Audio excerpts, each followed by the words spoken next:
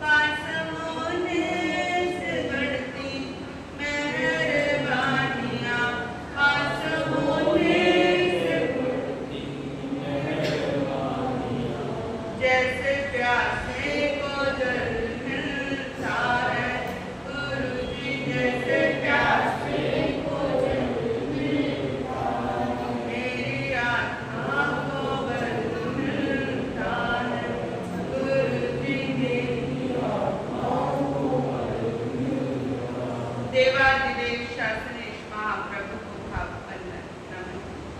परम श्रद्धेय परम उपकारी आत्मज्ञानी सद्गुरुदेव पूज्य शिवाचार्य भगवान, परम श्रद्धेय परम उपकारी परम ज्ञानी पूज्य गुरुदेव श्री जी एवं पूज्य गुरुदेव श्री जी के चरणों में भाव आप सभी भव्य आत्माओं की भव्यता को मेरा प्रणाम स्वीकार। गुरु कृपा से जो कुछ भी सीख पा रहे हैं उसे कुछ देर आपके समक्ष रखने का यथासंभव यथाशक्ति प्रयास करें। धर्म प्रेमी बंधु, माताओं एवं श्रद्धाशील बहनों, आवश्यक सूत्र पर हमारी धर्म चर्चा चल रही है। आवश्यक सूत्र एक स्टेपिंग स्टोन है जो हर दिन का एक डेस्टिनेशन भी है और अगले दिन का मंगल आरंभ यानी मंगल शुरुआत भी है और इससे साधक की प्रगति होती है। साधक अपने गोल को अचीव करता है। यही हमारी मंजिल है, पापों को धोने से ही मिलने वाली। हमारी मंजिल बिना पाप को धोए मिलने नहीं वाली।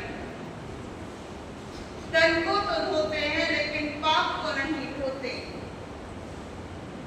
अगले दिन का मंगल आरंभ भी है, शुरुआत है अगले दिन की। इतना ही नहीं, साधक की प्रगति का प्राण है। बिना पाप धोए हमारी प्रगति नहीं होने वाली। बिना पाप धोए हम अपने अल्टीमेट गोल को नहीं प्राप्त कर सकते। दुनिया में आगे बढ़ने के लिए पाप को धोना एक अनिवार्य शर्त है। जो दीक्षा लेते हैं उनको सबसे पहले इसी का पाठ पढ़ाया जाता है। जैसे आपके यहाँ किसी नए बच्चे का जन्म होता है तो उसकी शरीर की चमड़ी पर बड़ा ख्याल किया जाता है कि भाई इसको दूध से नहलाओ, ब्रेड और दूध को मिक्स करके उससे नहलाओ, जिससे बच्चे की जो त्वचा है वो गोरी रहे, चमड़ी गोरी रहे। ऐसे ही नए दीक्षार्थी को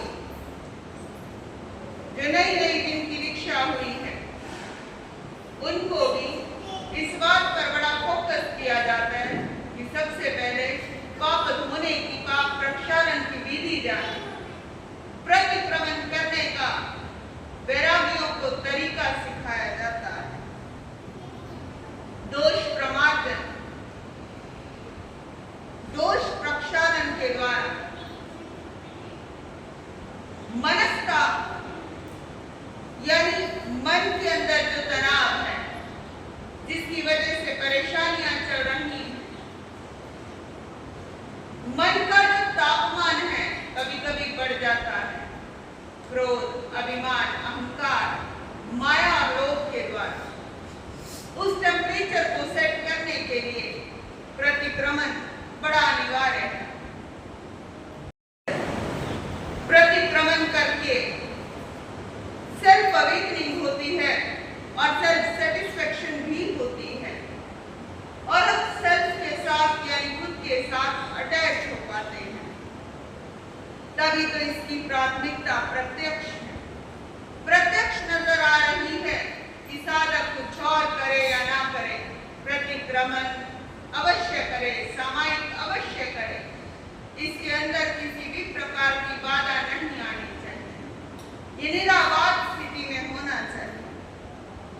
आवश्यक सूत्र अंग है। प्रत्येक तीर्थंकर के द्वारा तीर्थ स्थापना करने के बाद गंधर्व आवश्यक सूत्र की रचना करते हैं। आवश्यक सूत्र तीर्थ का बहुत जरूरी अंग है जो विद्युत जनरेटर की तरह काम करता है। जैसे जनरेटर के अंदर डीजल इत्यादि डाल दिया तो फटाफट बिजली सारे के सारे पंखों में, सारे विद्युत उपकरणों में, बिजली से चलने वाले जो भी उपकरण है बड़ी स्पीड से बटन ऑन करते ही मामला चालू। ऐसे ही प्रतिक्रमण चालू करते ही हमारे सारे पाप, ताप और संताप फुल स्पीड से धुलने लगते हैं। यदि साधक सवेरे शाम स्विच ऑन करे तो उसकी सुरक्षा, उसका उत्थान होगा। उससे सुबह और शाम तो इसका फेरा लगाना ही होगा। ज्ञान सार ग्रंथ के अंदर गुणों की वृद्धि के लिए और पाप प्राप्त गुणों की सुरक्षा के लिए आवश्यक सूत्र का आचरण अनिवार्य है, जिससे हमारे अंदर गुण बढ़ेंगे और जो गुण प्राप्त हैं उनकी प्रोटेक्शन के लिए, सुरक्षा के लिए आवश्यक सूत्र करना बड़ा जरूरी है। प्रतिक्रमण करना बड़ा जरूरी है। आवश्यक सूत्र सर्वत्र उपादेय है, सब और से ग्रहण करने योग्य है। आवश्यक सूत्र का एक भी हिस्सा ऐसा नहीं लगता कि जिसे ग्रहण ना कर। बड़ा जरूरी है। हमारी प्रत्येक क्रिया हमारी आलोचना पर टिकी हुई है। वो क्रिया सही होती है या गलत होती है। जहाँ जहाँ हम गलत होते हैं वहाँ वहाँ हमें खुद की निंदा करनी चाहिए। दूसरों की निंदा, दूसरों की स्तुति कब तक करते रहो? अपनी निंदा स्वयं करो। निंदक नियरे राखी आंगन कुटी छवाए। कि निंदक को हमेशा, व्यक्ति को निंदक हमेशा अपने नजदीक रखना चाहिए। अपने आंगन के आसपास ही उसका आंगन हो जहां वो रहे। सबसे नजदीक क्या है? सबसे नजदीक हमारी आत्मा है। यदि हम अपनी आत्मा की साक्षी से हम अपनी स्वयं की निंदा करेंगे तो हमारे जीवन का उत्थान हो सकता है। प्रतिक्रमण मात्र हमें यही संदेश दे रहा है कि ये ग्रहण करने योग्य है। जहाँ नैतिकता है वहाँ निर्भयता और निश्चिंतता भी है। जहाँ नैतिकता है वहाँ निर्भयता है। जहाँ मौलिकता है, व्यक्ति मूल्यों से जुड़ा होता है, साधनों से जुड़ा होता है, साधना से जुड़ा होता है, तो वहां पर क्या होता है? जीवात्मा निर्भयता को प्राप्त होता है। वहां किसी भी प्रकार का डर नहीं होता और निश्चिंतता भी होती है। यूं प्रसन्नता की मास्टर की आवश्यक सूत्र है। परिवार हो या समाज हो, सबका बेसिक पॉइंट क्या है? नीति है। परिवार हो या समाज हो, सबका बेसिक पॉइंट क्या है? नीति है। शिष्टाचार और लोकाचार के दस्तूर भी न्याय नीति में ही सलामती पाते हैं। शिष्टाचार और लोकाचार के आधार पर हम देख सकते हैं कि भाई कहां पर न्याय हो रहा है और कहां पर अन्याय हो रहा है।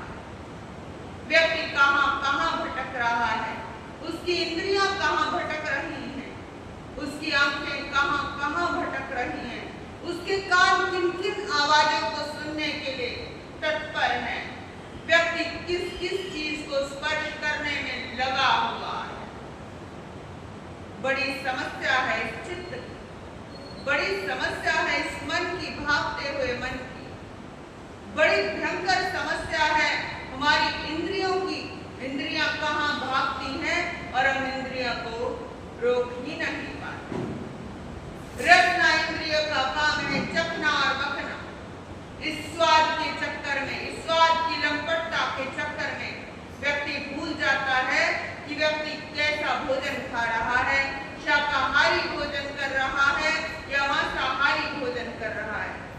अधिकांशतः जितने भी मार्केट के अंदर प्रोडक्ट्स होते हैं, FSSAI का जो उस पर लगा होता है और माप लगा होता है, ये ग्रीन डॉट है, ये रेड डॉट है, ये ब्राउन डॉट है, ये ऐसा डॉट है। मार्केट के अंदर आप इस पर भी भरोसा मत करो, आप अपने शुद्ध और सात्विक जीवन पर भरोसा रखो, क्योंकि पहले किसी भी चीज में मिलावट नहीं। आज पानी के अंदर भी मिलावट पाई जाती है, खाने की चीजों के अंदर भी मिलावट पाई जाती है।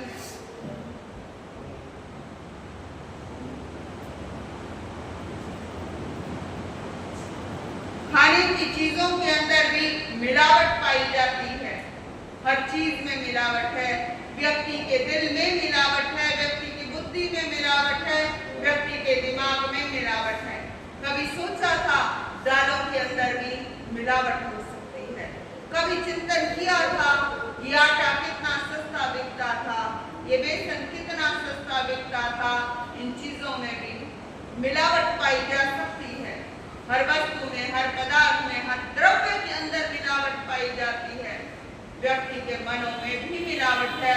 तो आप कल्पना करो, कुछ समय पहले एक व्यक्ति ने कोई ऐसा FSSAI का कोई दिल्ली का प्रोडक्ट लिया था, हमारा परिचित था, और उसकी व्यक्ति की इच्छा थी कि भाई अंधी दौड़ के अंदर वो खूब कमाए, लेकिन उसके अंदर भी क्या था? अंडे का पाउडर था, लेकिन उसने वहां पर ग्रीन डॉट लगाया हुआ है। उस ग्रीन डॉट के चक्कर में क्या है, लोग खरीदने लगे, शाकाहारी लोग, लेकिन दूसरे को इतना भी ख्याल नहीं कि भाई दूसरे व्यक्ति का तो धर्म तक भ्रष्ट हो सकता है। कितनी चोरी, ठगी, लूटपाट, मार, ये सब इस धरती पर हिंसा के अड्डे, स्थान स्थान पर हिंसा के अड्डे जगह जगह पर खुलते जा रहे हैं। व्यक्ति शिष्टाचार भूलता जा रहा है, व्यक्ति लोकाचार भूलता जा रहा है, व्यक्ति नैतिक मूल्यों से गिरता जा रहा है। नैतिक मूल्यों का समय और स्थान स्थान पर पतन होता जा रहा है। फलतः छोटे बड़े सब में दूसरे के प्रति यथोचित विनय, आज्ञा पालन, नियमशीलता और अपनी भूल स्वीकार करना, ये गृह नीति के अंतर्गत आता है। और गृह नीति तो हर व्यक्ति भूलता जा रहा है। हर व्यक्ति की कुछ भी सुनने की क्षमता ही नहीं बची है, सुनने की क्षमता नहीं बची है। एक दूसरे से भी सुन नहीं सकते हैं। इसी का कारण है कि पाप बढ़ता जा रहा है। जरा सा व्हाट्सएप पर कोई मैसेज आया, आपके सोशल मीडिया के द्वारा कुछ संदेश का आदान प्रदान हुआ, इतने मात्र भर से भी पाप बढ़ रहा है, क्योंकि व्यक्ति अपने इंद्रियों का संपूर्ण रूप से प्रयोग कर रहा है, चाहे वो आंखों का प्रयोग कर रहा हो या कानों का कर रहा हो या अपने हाथों का कर रहा हो या कैसे भी कर रहा हो। जैसे ही सोशल मीडिया इत्यादि को उठाता है, इतने भर मात्र से ही हजारों हजारों उसके पाप बढ़ते जाते हैं और लगातार पाप की प्रवृत्ति होती जाती है। धीरे धीरे मोड़ तू इस मन को, इस मन को तू इस मन को, धीरे धीरे मोड़ तू इस मन को, इस मन को तू इस मन को। मन मुड़ जाए फिर डर नहीं, कोई दूर खुदा का कर नहीं। धीरे धीरे मोड़ तू इस मन को, इस मन को तू इस मन को।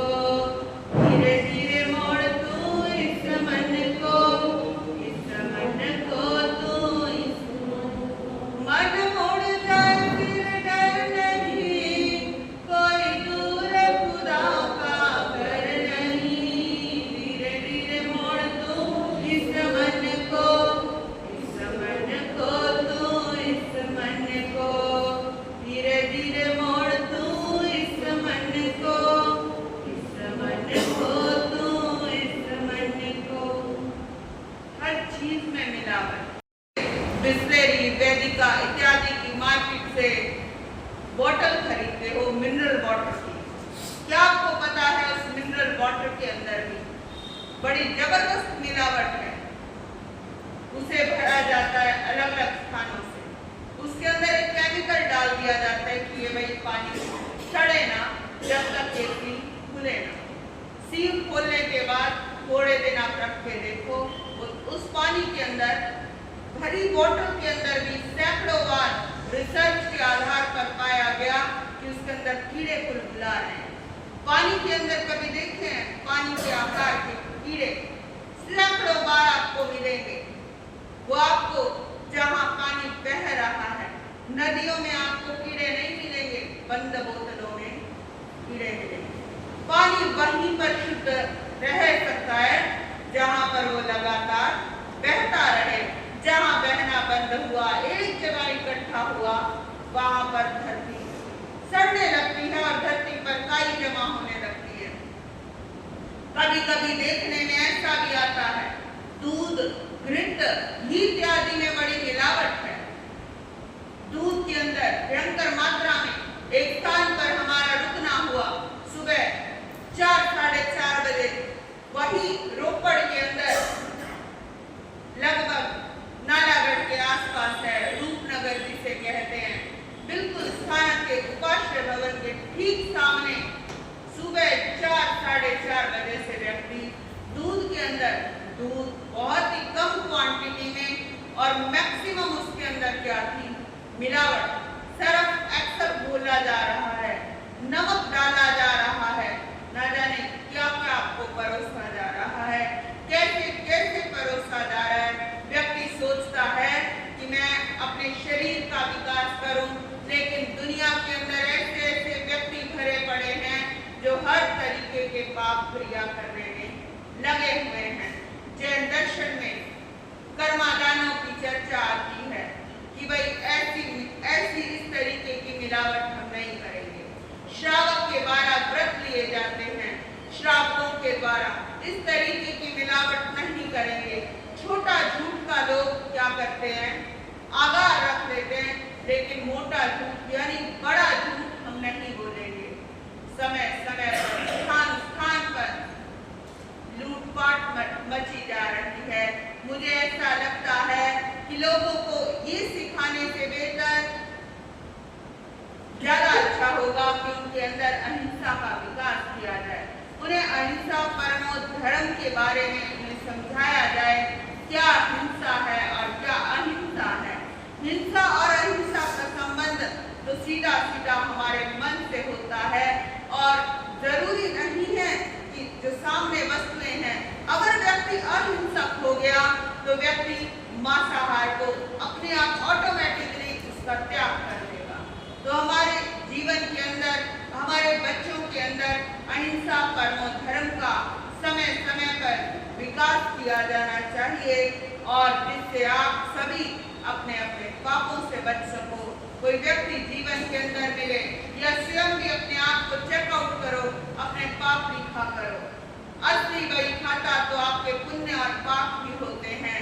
जो बही खाता है उसके अंदर आप लिखते हो भाई किसको कितना देना है, कितना हमने इन्वेस्ट किया है, कितना हमारे पास प्रॉफिट आया है, कितना डेबिट है, कितना लॉस है, कितना क्या क्या हो रहा है।